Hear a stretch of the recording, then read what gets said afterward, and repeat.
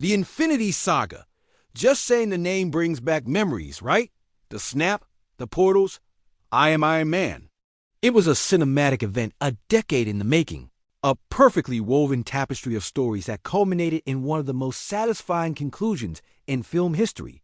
But now, as we navigate the multiverse saga, something feels different. A lot of fans are feeling a bit lost, a bit disconnected, and are asking the big question. Why did the Infinity Saga work so well? And why is the Multiverse Saga struggling to capture that same magic? Let's rewind. The magic of the Infinity Saga started with a simple yet brilliant foundation, clear, compelling characters. Think back to 2008. We met Tony Stark. Not just a superhero, but a flawed, arrogant, yet undeniably brilliant man on a journey of redemption. Then came Captain America, a man out of time, clinging to his unwavering moral compass in a world that had moved on.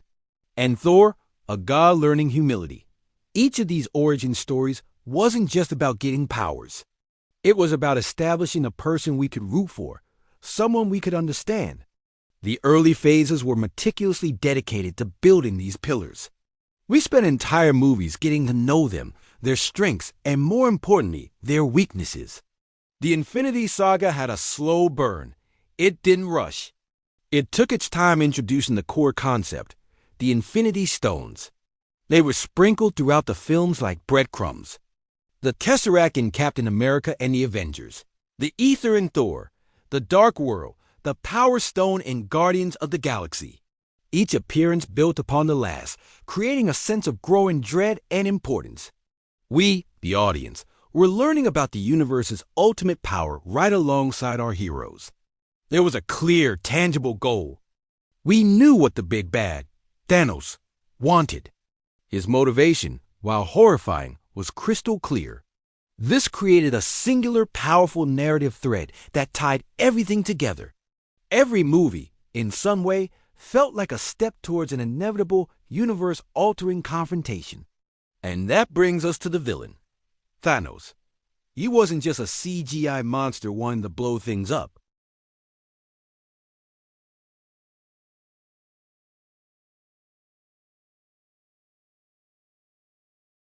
That line tells you everything. He was the hero of his own story. He wasn't just a physical threat. He was an ideological one. The entire saga was a slow, deliberate build-up to his arrival, and when he finally stepped out of the shadows and said, "Fine, I'll do it myself," the entire fandom felt a collective chill. The stakes were personal and universal.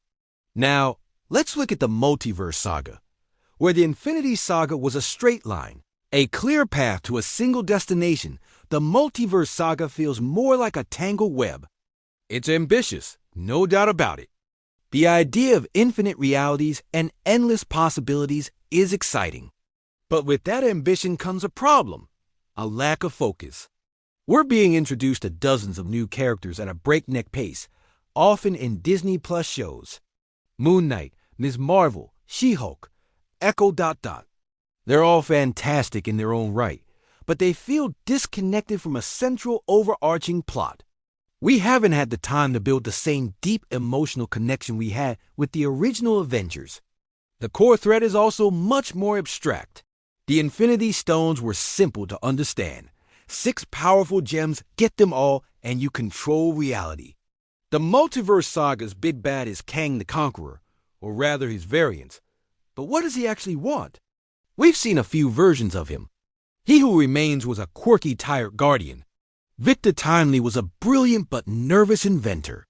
The Council of Kang seemed more concerned with their own power dynamics than a universal threat. The motivation is murky. Is it total domination, preventing a multiversal war?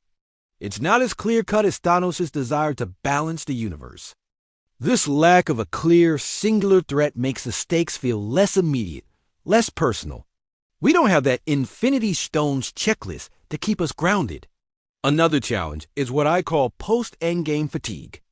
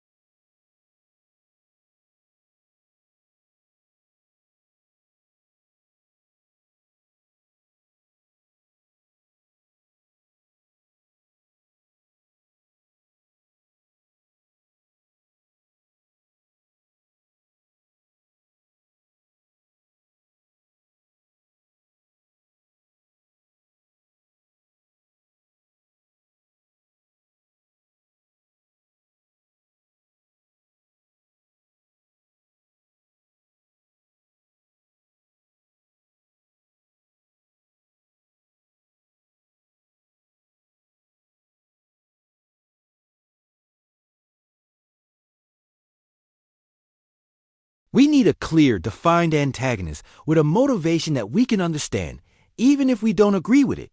The MCU needs to recapture that slow burn magic, taking the time to build connections between its new characters and making the overarching plot feel essential, not just incidental. The Infinity Saga worked because it was a masterpiece of long-form storytelling. It was patient, character-driven, and had a clear, compelling goal.